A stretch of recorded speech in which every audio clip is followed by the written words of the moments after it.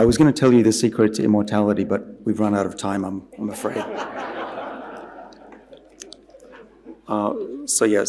President Clinton, Secretary Clinton, it's great to see you here, and welcome everybody. I'll keep it brief. I will be talking tomorrow, so you're not going to miss out if you come tomorrow. So I'm one of the few scientists here, and I speak on behalf of all scientists, that science is under attack globally, and particularly where I live, the United States. I work at Harvard Medical School as a scientist and teacher, and our classes are going to be much smaller this coming year.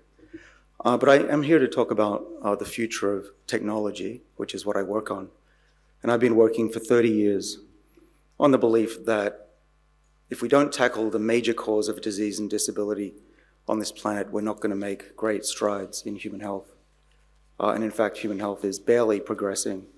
But the hope is that we can make major breakthroughs that will truly tackle what's causing most disease and disability that underlies the symptoms of this process we call aging.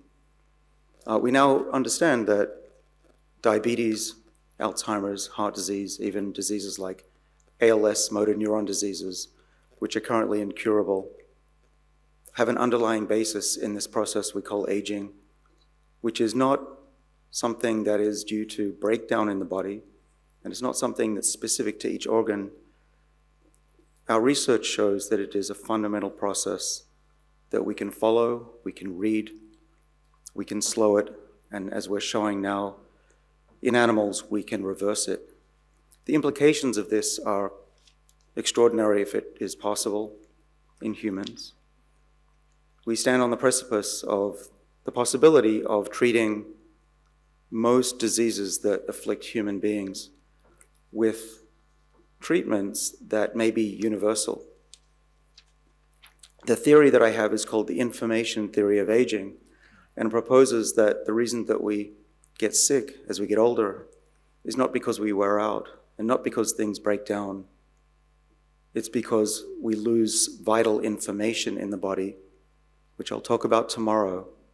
But the good news is that we've found not only where this information is stored, we now understand why it is lost over time, in the same way that a computer software or hard drive becomes corrupted. And using very clever genetic tricks, and hopefully soon, as we're working towards an injection or a pill, we can reboot the software of the human body and restore the lost information that we have when we're young. So I no longer see an old, frail person. I see somebody who just needs to have their software rebooted. And why is this important? Well, it's not just about making great strides in human health. It's, of course, important that we live longer and healthier. That's exactly what medical research is all about. But we saw what happened during the pandemic, where over 4 million people lost their lives over the age of 80.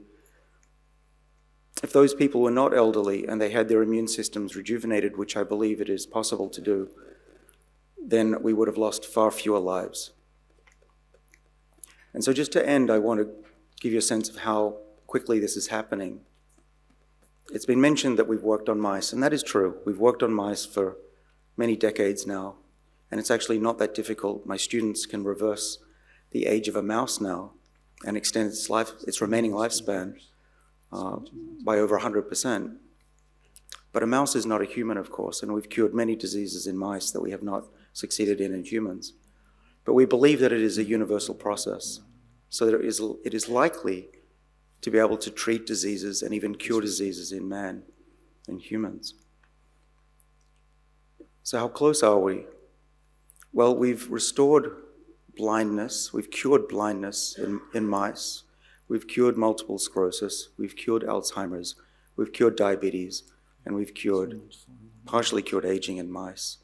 But then a breakthrough last year, a spin out from my lab showed that we could cure blindness for the first time, not just in mice, but in monkeys.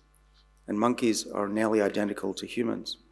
And the first person gets treated in less than a year from now.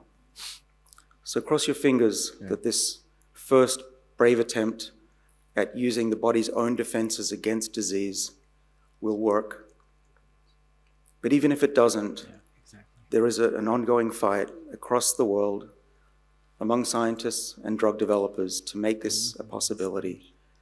And when it happens, it's no longer an if, it's a when, then humanity will forever be changed for the better. Thank you.